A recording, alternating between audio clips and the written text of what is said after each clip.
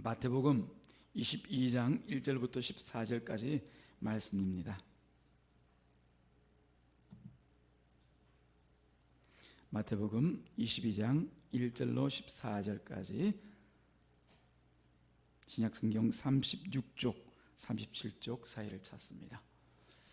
함께 한 절씩 나누어서 교독하겠는데요, 아직까지 못 찾으신 분들은 자막을 참조하셔서 한 절씩 나누겠습니다. 1절입니다. 예수께서 다시 비유로 대답하여 이르시되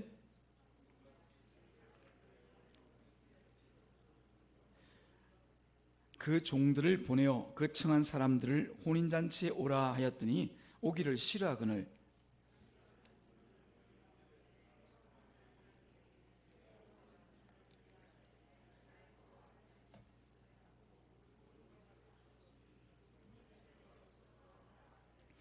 그들이 돌아보지도 않고 한 사람은 자기 밭으로 한 사람은 자기 사업하러 가고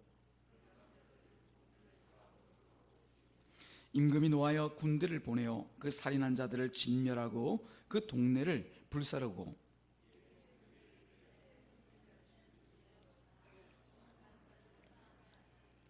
내거리 길에 가서 사람을 만나는 대로 혼인잔치에 청하여 오라 한대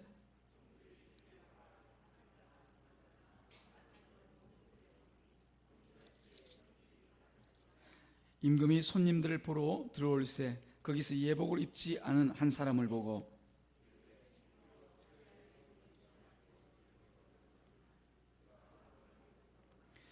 임금이 사환들에게 말하되 그 손발을 묶고 바깥 어두운 데에 내던지라 거기서 슬피 울며 이를 갈게 되리라 하니라. 청함을 받은 자는 많되 택함을 입은 자는 적으니라. 아멘. 하나님, 이 시간은 또 주님의 말씀을 듣는 시간입니다. 주께서 말씀하실 때 우리가 듣게 하시고 전하는 자와 듣는 자가 성령 안에서 주님만 바라보는 복된 시간 되게 하여 주옵소서. 이 시간 특별히 유아들과 또 유초등부, 유치부 자녀들이 함께하는 시간이 오니 잘 알아들을 수 있도록 주님 우리를 붙들어 주옵소서. 예수님의 이름으로 기도드리옵나이다. 아멘. 예수님께서 자주 비유로 말씀을 하시는데 그 비유라고 하는 것 자체가 우리가 실제로 말씀하면 잘 알아들을 수가 없기 때문에 비유를 통해서 보다 쉽게 알아듣게 하기 위해서 비유를 통해서 말씀을 하시죠. 어렵게 하기 위해서 비유로 하시는 말씀은 없습니다. 쉽게 알아들을 수 있도록. 그런데 이게 예수님의 당시 그리고 유대인의 어떤 사고방식과 언어로 기록된 말씀이다 보니까 우리가 듣기에는 조금 비유이지만 어려운 말씀들이 있죠. 어려워서 어려운 게 아니라 우리 그 상황들 이해를 못하다 보니까 자기 나름대로 이 비유의 말씀을 알지 못하는 그런 경우들이 있다는 말이죠. 그래서 우리가 항상 비유를 대할 때마다 우리 주님께서 왜 이 비유를 하셨을까라고 하는 것을 늘 주목하면서 그 비유의 말씀을 읽고 또 들어야 됩니다. 그래서 자칫 내가 스스로 생각하는 어떤 내용을 미리 예단을 하고 미리 생각을 해서 이 비유의 말씀을 듣다 보면 전혀 엉뚱한 예수님께서 원치 않는 엉뚱한 이 생각을 가질 수가 있는 것이죠. 그래서 우리가 항상 비유의 말씀은 주님의 의도를 잘 생각하시면서 들어야 됩니다. 오늘 우리가 마태복음 22장에 있는 1절부터 14절 사이에 나와 있는 이 비유를 우리가 같이 읽고 듣게 되겠는데요, 이 비유를 말씀하시는 예수님의 의도는 14절 말씀에 정확하게 표현되어져 있습니다. 청함을 받은 자는 많되 택함을 입은 자는 적으니라 라고 하는, 이게 바로 예수님께서 그 앞에 있는 유대인들과 그리고 종교 지도자들 그리고 오늘 우리들에게 하시고자 하시는 말씀의 요지가 되어지는 것이죠. 여기서 청함을 받은 사람이라고 하는 것은 예수 그리스도를 통하여서 하나님의 나라의 영원한 생명을 얻을 수 있도록 초대받은 자들을 얘기하고 있는 거죠. 청함을 받았다 말 그대로입니다. 예수님께서 오셔서 청함을 받았다 얘기하는 것은 자신 예수 그리스도를 믿어서 구원의 나라 영원한 하나님의 천국에 갈 자들을 청함을 받은 그 사람들을 얘기하고 있습니다. 그런데 뒤에 나와 있는 택함을 입은 자는 누구냐 보니까 바로 예수 그리스도께서 주님이 청함을 잘 받고 이제 그 나라에 함께하는 자들, 천국을 함께하는 자들, 예수 그리스도를 믿는 믿음을 통하여서 하나님과 영원한 생명의 나라를 함께 살아갈 그 사람을 얘기하고 있는 것이죠. 그런데 보니까 그 중간에 많되 적으니라, 많고 적음에 대해서 얘기하고 있습니다. 뭔가 차이가 난다는 거죠. 앞에 보니까 청함을 받은 사람들은 많지만 그러나 택함을 입는 자는 적다라고 하는 것이죠. 많고 적음의 차이가 있다는 거죠. 똑같지가 않다는 것입니다. 하나님께서 그 무조건적인 그 은혜를 따라서 우리를 청하십니다. 이 복음을 우리가 얘기할 수가 있겠죠. 이 복음이라고 하는 것이 닿지 않는 곳이 어디에 있을까요? 일부 있는 미전도 종족들 외에는 지금 지구 곳곳에 이 복음의 말씀, 예수 그리스도, 십자가, 구원, 하나님의 생명, 이런 말씀들이 곳곳에 퍼져 있습니다. 그럴 때 이때 청함을 받는다는 것은 그 복음을 듣는 자들이 그야말로 많다라고 하는 거죠. 많다라고 하는 거죠. 그러나 그 복음의 말씀을 듣고 교회를 출입하며 구원의 말씀을 듣지만 심지어 교회까지 들어와 있지만 심지어 하나님의 성경의 말씀을 듣지만 그러나 그리스도의 의의 옷을 입지 않음으로 인하여서 마지막 날에 택함을 입어 그날에 함께할 자들은 어떻다? 적으니라. 그 얘기를 지금 예수님께서 비유를 통해서 말씀하고 계신 것이죠. 사실 그렇습니다. 내가 교회에 소속되어 있다는 사실이나 혹은 내가 교리를 잘한다, 예수 믿어서 구원 얻는다 라고 하는 이 교리, 그죠? 우리가 얼마나 잘 알고 있습니까? 다 알고 있잖아요. 여기 있는 사람들이 아마, 여러분들이 아마 다 모르고 있는 분들은 없을 거예요. 예수 믿으면 구원받는다, 예수 믿으면 영생의 복을 받는다, 다 알고 있습니다. 이런 교리를 안다는 것만으로 안도감을 느끼는 사람들에게 이제 예수님께서 그런 자도 구원에서 제외될 수가 있다라고 하는 사실로 이제 말씀하고 있는 거예요. 지금 이 직접적인 대상자들이 지금 예수님 앞에 있는 유대인들, 그야말로 하나님의 말씀을 통하여서 구원의 약속을 받은 그런 백성들이지 않습니까? 내가 너희 하나님이 되고 너희는 내 백성이 되리라 라고 이 약속이 있는 그런 백성들이에요. 그래서 사람들은 나름대로 구약의 말씀들 통하여서 우리 하나님을 잘 알지, 교리를 통하여서 우리 하나님을 잘 섬기지, 그렇게 스스로는 자부하고 있는 사람들입니다. 그 사람들 앞에서 예수님께서 많고 그러나 적다. 어떤 사람이 많은 거예요? 초청을 받은 사람은 많지만 그러나 택함을 입어서 천국에 함께할 자들은 적다, 이렇게 말씀하신다라고 하면 우리도 이 말씀을 통하여서 스스로를 깊이 돌아보아야 될 그런 말씀임을 우리가 알게 되어지는 것이죠. 우리가 이 비유가 그냥 어느 날 그냥 하늘에서 뚝 떨어진 비유가 아니라 앞에 있는 내용들과 계속 연결되어져 있습니다. 예수님께서 성전에 가셔서 성전에서 그 정화시키는 그런 일들을 하지 않습니까? 만민이 기도하는 그 성전을 향하여서 강도의 구렬, 강도의 소굴로 만들어버린 그 사람들을 향하여서 성전을 청소하는 일을 합니다. 근데 그 일을 보고 있던 유대인들 그리고 종교 지도자들이 나와서 네가 이걸 무슨 권세로 하냐, 무슨 권위로 네가 이 일을 하느냐, 우리가 너에게 이런 권위를 준 적도 없는데 어디서 나타나가지고 이런 일을 하냐, 그렇게 묻고 따지죠. 그때 예수님께서 자신의 권위가 하늘로부터 온 일이라는 것을 하나하나 증명하시면서, 그리고 소위 권위를 지금 주장하고 있는 유대인들이나 대제사장과 같은 그런 종교 지도자들이 너희들의 권위는 누구의 권위냐라고 하는 거죠. 막연하게 스스로가 하나님의 백성이라는 것을 생각하고 살아가면서 사실 하나님의 말씀과는 상관없는 삶을 살아가는 이 사람들에게 그 권위가 과연 너희들 권위냐라고 하는 것을 예수님께서 지금 경고하시면서 말씀하는 거죠. 우리를 통해서 보게 되어지면 교회에 들어와 있는 우리가 스스로가 생각하고 있는 이 구원이라고 하는 것, 하나님의 나라에 내가 마침 구원을 받을 것이라고 하는 이 자부심, 어떻게 보면은 우리가 막연하게 믿고 있는 이 사실에 대하여서 주시는 일종의 경고라고 말씀을 할 수가 있는 것이죠. 그래서 우리가 앞서 보게 되어지면 두 가지 비유가 더 있습니다. 같은 맥락을 가지고 있는 소위 두 아들 비유이죠. 맏아들과 둘째 아들이 있습니다. 근데 아버지가 야, 오늘 밭에 일이 있으니까, 내 포도원에 일이 있으니까 너 밭에 가서 일 좀 해라. 그렇게 첫째 아들 맏아들이 듣고는 예 대답을 합니다. 얼마나 시원합니까? 예, 가겠습니다. 그런데 나중에 보니까 안 갔어요. 둘째 아들은 그 얘기를 하니까 예라고 대답하지 않고 나 싫어. 흔히 하는 투정이죠. 그렇게 얘기하지만 나중에 보니까 가서 그 아버지의 말씀대로 일을 했어요. 자, 여기서 누가 더 의로운가라고 하는 거죠. 뭐 생각할 필요가 없습니다. 입만 번지르르하게 이해하는 사람이 아니라 나 아버지 말씀 듣습니다라는 것은 실제로 가서 행한, 마치 창기와 세리와 같이 그가 하나님의 말씀에 벗어나 있지만 예수 그리스도께서 오실 때 그가 주는 그 의를 위하여서 예수를 믿고자 한 그 사람들이 결국은 천국의 소유자가 된다라고 하는 것을 말씀하신 것이죠. 그 다음 비유는 바로 우리가 잘 아는 악한 농부들의 비유입니다. 하나님께서 이 주인이 그 밭 주인이 이제 뭐 우리가 다 아니까, 비유의 내용을 아니까 하나님께서 포도원을 지어서 그 밭에 가서 일하라 얘기합니다. 농부들에게 세를 주고 일하라 얘기합니다. 그 농부들은 누구입니까? 부름을 받은 사람이죠. 청함을 받은 사람이죠. 근데 그 안에서 일을 하면서 자기 것으로 여긴단 말이죠.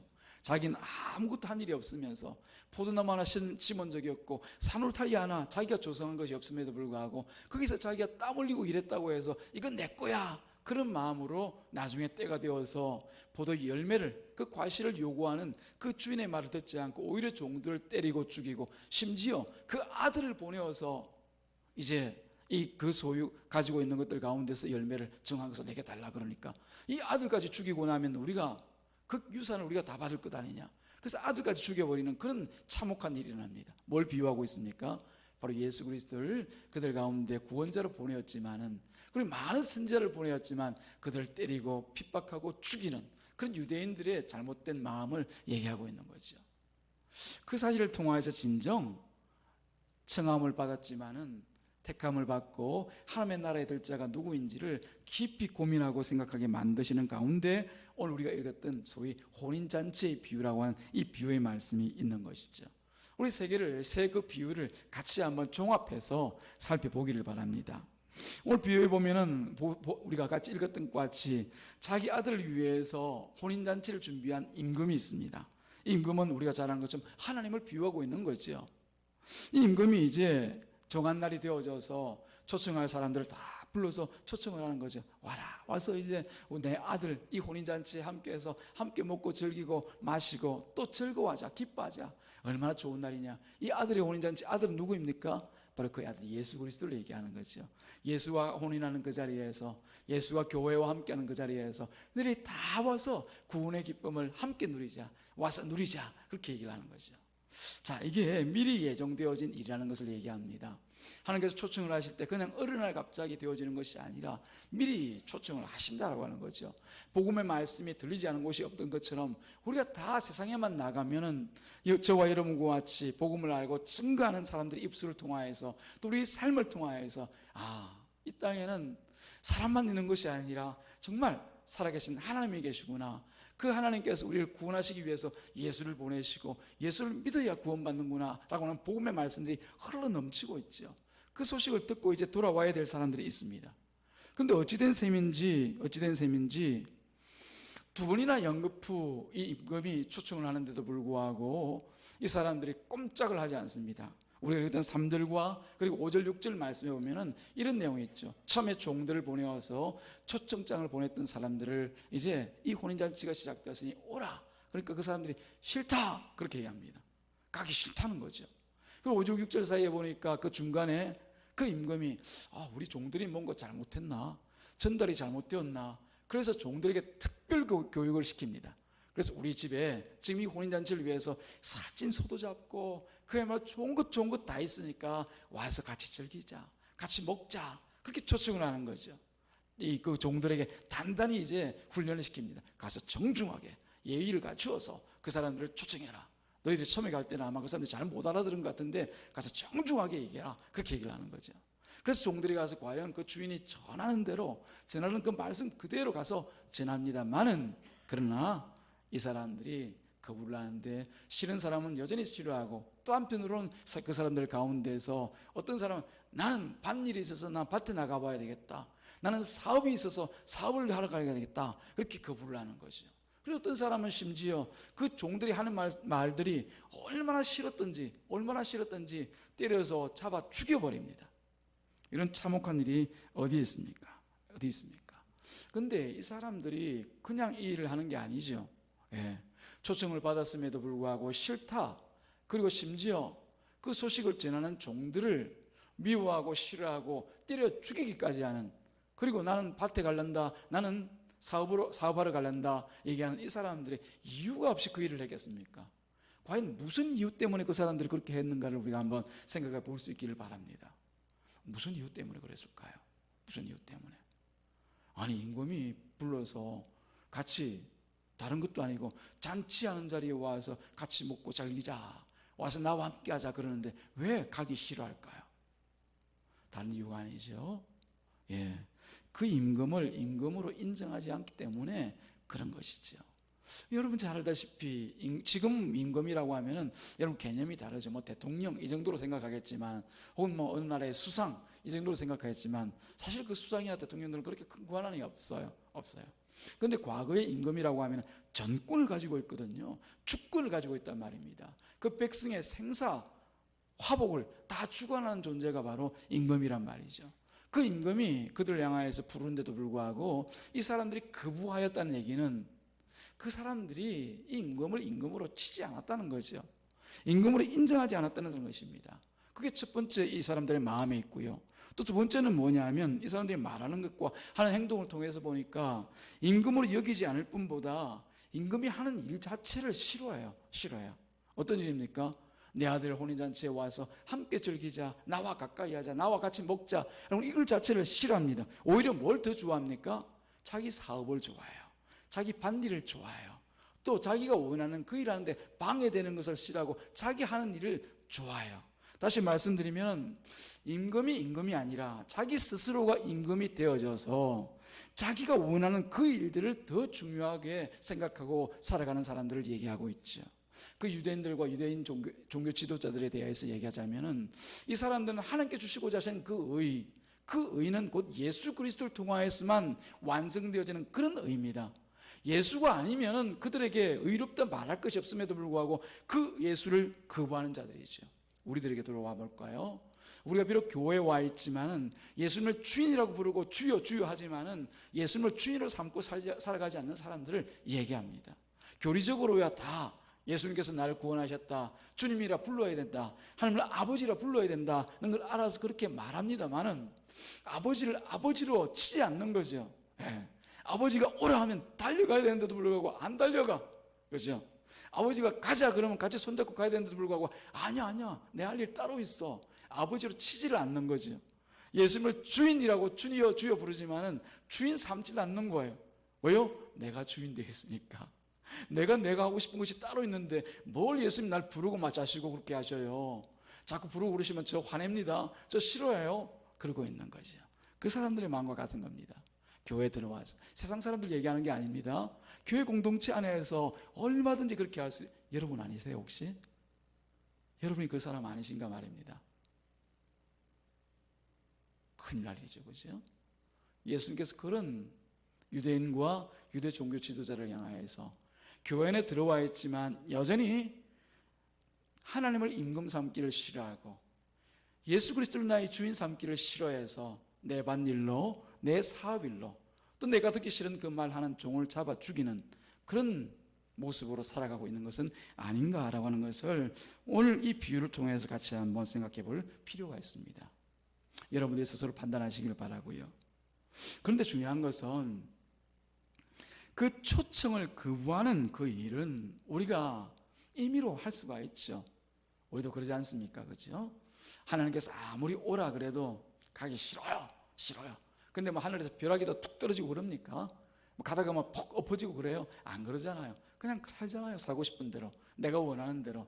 하나님을 주인 삼지 않더라도, 예수님을 내 주인 삼지 않더라도 살아가는데 아무 지장 없이 내 마음대로 살아가요. 그럼에도 불구하고 오늘 본 말씀에 보니까 그 마지막에 있을 일들을 예수님께서 비유를 통해서 말씀하시는데 바로 7절 말씀에 그 내용이 있습니다. 우리가 마음껏 선택하면서 삽니다. 가기 싫으면 가기 싫다, 내 밭일이 바쁩니다, 그렇게 얘기하기도 하고 지금 내가 하고 있는 일이 더 중요하죠, 그렇게 얘기하기도 합니다만은, 근데 7절 말씀에 보니까 그렇게 마음대로 임의대로 판단하고 산 우리에게 있어서 나타날 일들이 있습니다. 7절 같이 읽겠습니다. 시작. 임금이 노하여 군대를 보내고 그 살인한 자들을 진멸하고 그 동네를 불사르고. 뭐 종을 죽였다라고 하니까 여러분들이 뭐 대단한 일로 생각하시는데 우리도 계속해서 예수님을 십자가에 도로 못 박고 살아가고 있는 그런 사람이 아닌가 스스로 돌아보시기 바랍니다. 그리고 이 말씀이 우리들 심령 가운데 부딪혀 올 때 이 말씀을 거부하고 듣기 싫어하고 오히려 말씀 전하는 자를 싫어하고 미워하는 것은 아닌지를 여러분들이 돌아보실 수 있기를 주님의 이름으로 축복합니다. 그처럼 우리가 주님께서 마땅히 임금이시고 또한 주인이신데도 불구하고 우리 임의대로 판단해서 싫어하기도 하고 거부하기도 하고 그 청함에 대해서 거절하기도 정말 받았지만 우리가 그냥 싫어한 채로 살 수도 있지만은 그러나 그 마지막에는 반드시 하나님의 판단이 있다는 것을 아셔야 돼요. 오늘 보니까 뭐라고 얘기합니까? 그 결과에 대하여서 하나님께서 그들을 향하여서 군대를 보내어서 그들의 마을을 불사르고 또 살인한 자들은 다 멸절을 시켜버립니다. 죽여버린다는 얘기죠. 없애버린다는 얘기죠. 이건 임의대로 하는 것 아니에요. 우리가 한 일에 대하여서 하나님, 우리 한번 생각해 보십시다. 그래도 제가 하나님께 한 일이 있는데 한 10년형 정도로 해주시면 안 될까요? 아니면 집행유예로 좀 해주시면 안 될까요? 뭐 죽이는 것까지는 너무하지 않습니까? 하나님, 저 그냥 한 50년짜리 한 받을게요. 이렇게 거래를 할 수가 없다는 겁니다. 여러분 이해가 되시겠죠? 그죠? 하나님께서 판단하시고 심판하시는 그 자리에는 우리의 의지와 우리의 생각들이 개입할 여지가 전혀 없다는 것입니다. 오직 우리가 행함을 따라서 하나님의 판단만 있을 뿐이죠. 그 판단 앞에서 우리가 임의대로 우리가 자주 하는 것처럼 이렇게 할까 저렇게 할까 혹은 내 마음대로 했던 일들이 전혀 개입이 될 수가 없다는 겁니다. 언제요? 심판의 날에 말입니다. 이걸 우리가 잘 아셔야 됩니다. 우리 세상을 살면서 마음대로 우리가 살아갈 수 있습니다. 그 마음대로 살아간다고 해서 하나님이 뭐라 하시겠습니까? 예수님이 뭐라 하시겠습니까? 제가 여러분들에게 가서 이래라 저래라 하겠습니까? 여러분들이 하시죠. 그러나 마지막에 주님께서 우리가 행하는 모든 일들에 대하여서 다 판단하실 것에 대하여서 예수님께서 비유로 말씀하시는 거예요. 자, 여기서 우리가 중간에 또 하나 살펴볼 일이 뭐냐면은 3절과 5절 6절 사이에 나타난 말과 같이 하나님의 이 임금이 자기 종을 보내서 자기 말을 전하게 할 때 이 종들이 세상에서 어떤 대우를 받는가라고 하는 것을 아셔야 됩니다. 예. 우리가 흔히 복음을 전할 때 세상에 나가서 복음을 전하기 위해서 정말 그 복음을 전하기 위해서 일할 때 우리가 받는 그 대우가 어떤 것인가라고 하는 것을 여러분들이 아셔야 돼요. 바로 세상으로부터 싫은 소리 듣습니다. 싫다는 마음 듣습니다. 혹은 무시당하고 혹은 보니까 어떤 사람들은 때려 죽이기까지 합니다. 이게 주의 종들, 하나님의 종들, 이 임금의 종들이 당하는 그런 모습이라는 거죠. 우리 예수 믿으면 세상에 가서 대우받고 세상에 크게 높임을 받아가면서 살 일 생각하고 꿈꾼다고 하시면 오늘 최소한 비유를 말씀하시는 예수님의 이 뜻과는 맞지가 않아요. 우리가 진정 하나님의 종으로 살아가기 위하여서 하나님의 전하신 그 말씀을 제대로 전하고 살아가고자만 한다고 하면은 세상으로부터 미움받고 시름을 받는 것이 당연한 거예요. 그렇다고 그 종이 세상에서 그렇게 미움을 받는다고 해서 하나님의 종이 또 임금의 종이 아니겠습니까? 종은 종이죠. 예. 그러나 우리가 생각해야 될 것은 내가 하나님을 믿고 살아갈 때 고난이 있고 어려움이 있는 것 당연하다는 사실을 늘 알고 살아가야 될 줄로 믿습니다. 오늘 짧은 이 비유 말씀을 통하여서 우리는 여러 가지 교회의 모습을 돌아봅니다. 주의 종들이 말씀을 전할 때마다 싫어하는 사람들이 있어요. 세상으로부터 환영을 받지 못해요. 또 세상에 붙들리고 매여 있는 그야말로 초청을 받았지만은 그 초청 가운데 진정 택함의 자리에 나오지 못하는 사람들로부터 미움을 받고 또 세상에서 죽임을 당하기도 합니다. 그럼에도 불구하고 우리가 여전히 하나님의 말씀 가운데 있는 것은 그 하나님이 우리 참된 주인이고 그 구원이 은혜 가운데 주어졌다는 사실을 알기 때문인 것이죠. 우리가 또 뒤에 있는 이제 11절 12절 말씀을 통해서 보니까 예복이라고 하는 말이 등장합니다. 예복은 예식 있는 자리에 갈 때 차려입는 옷을 예복이라고 얘기하죠. 근데 11절 말씀 보니까 임금이 손님들을 보러 들어올 때 거기서 예복을 입지 않은 한 사람을 보고 그 자리에 들어와서 채우고 있는 사람들이 어떤 사람들이냐면은 바로 아까 초청받은 사람들이 아니라 이제 새로운 초청을 통하여서 아무런 예고도 없이 찾아온 초청을 통하여서 그 잔치 자리에 들어온 사람들이에요. 그렇죠. 가서 선한 자나 악한 자나 선인이나 악인이나 아무도 따지지 말고 다 이 잔치 자리에 초청하라 그렇게 얘기를 합니다.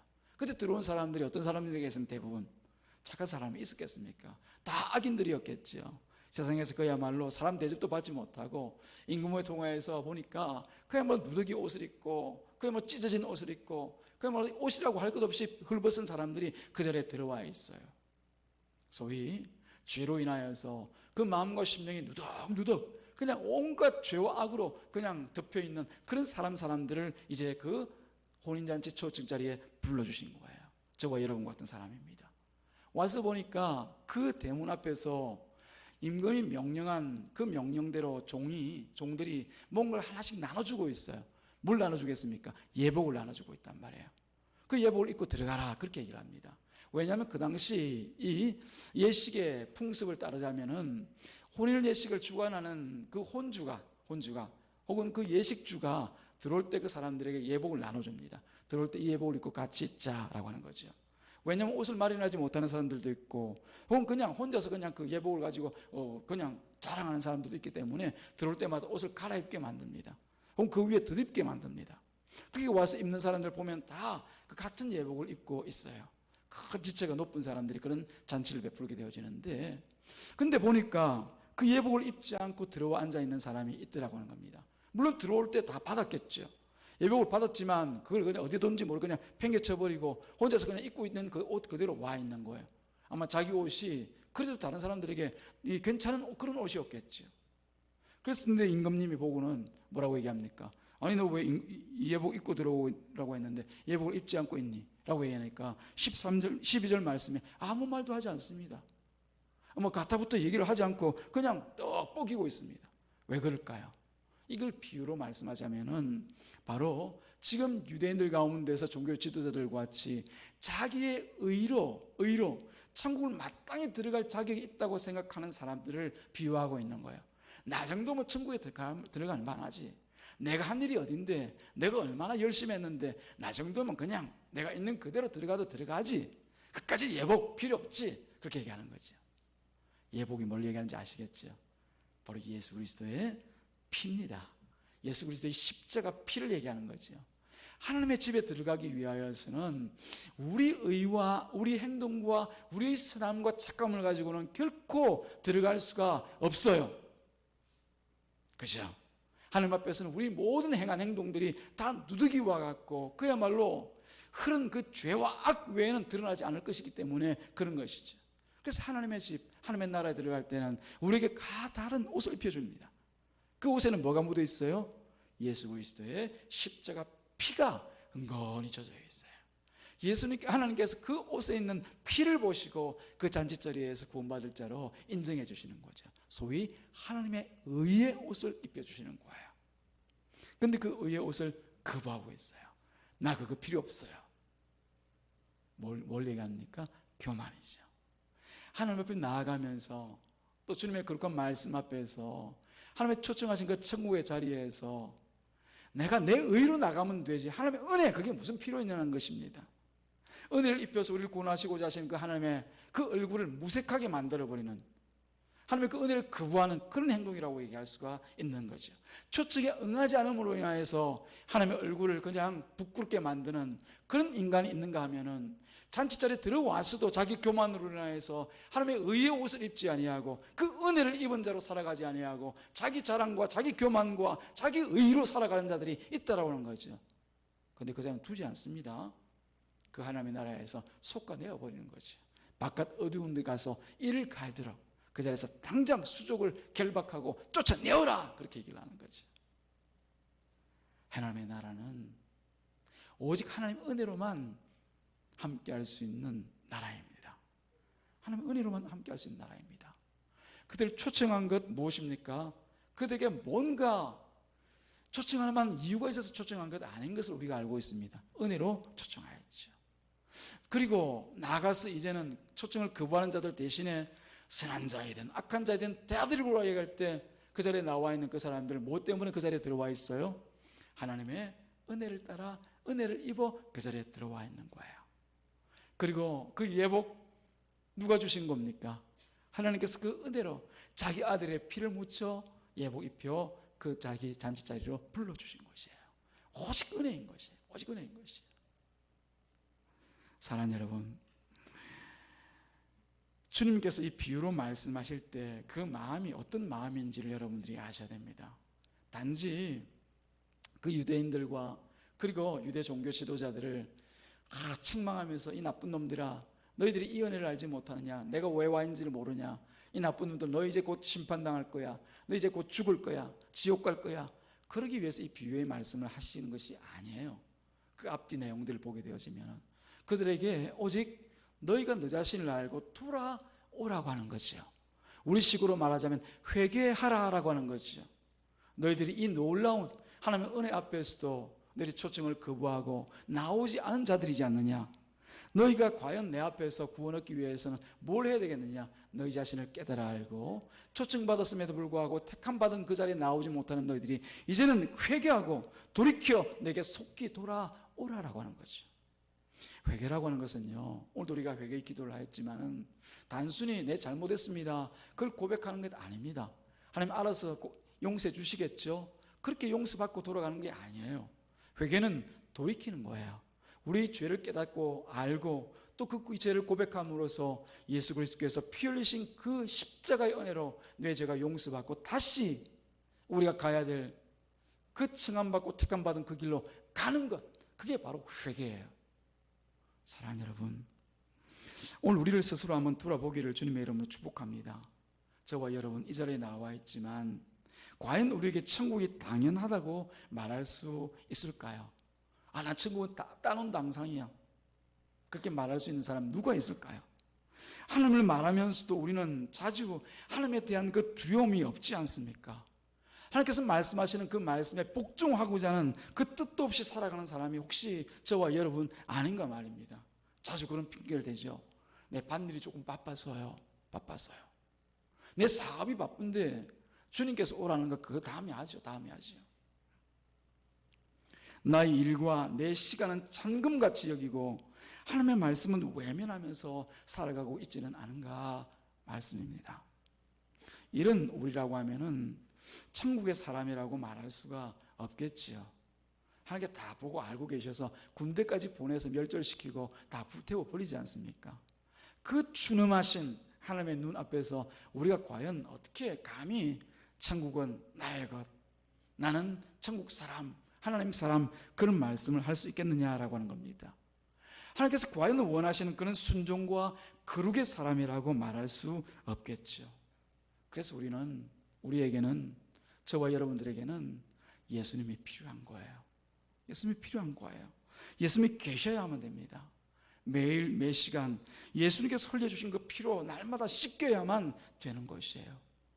증언을 받은 자리에서 택함을 받은 자리까지 나아갈 수 있도록 내 의지와 내 안에 있는 생각들을 깨뜨리고 부수고자 하시는 주님의 말씀을 들을 때마다 깨뜨려지고 부수줘야만 됩니다. 회개하고 다시 돌아가야만 되는 것이에요. 사랑하는 여러분, 그래서 우리의 천국은 우리가 만들고 우리가 이루고 성취해 나가는 나라가 아니라 오직 하나님의 사랑과 예수 그리스도의 은혜를 따라 더딥혀지는 그런 나라인 것을 다시 한번 생각하시길 주님의 이름으로 축복합니다. 이 말씀을 통하여서 주님께서는 그 은혜 가운데 두 팔 활짝 벌려서 우리 속마음, 우리 속사정 다 아시면서도 지금 다시 돌아오라고 주님께서 우리 가운데 청하고 계셔요. 택하심을 입은 사랑하는 교우 여러분, 그 청함을 따라서 다시 회개의 무릎으로 주님 앞에 나아가 주님의 택하심에 합당한, 그 은혜에 합당한 삶을 살아드리기를 주님의 이름으로 축복합니다. 기도하겠습니다. 하나님 아버지 감사합니다. 오늘 주님께서 우리를 사랑하시는 그 사랑으로, 여전하신 그 사랑으로 다시 한번 은혜 앞에 세우셨사오니 그 은혜에 합당하게 하여 주옵소서. 그 은혜를 마음 가운데 붙들고 살아가게 하여 주시옵소서. 감사하신 우리 구주 예수님의 이름으로 기도드리옵나이다. 아멘.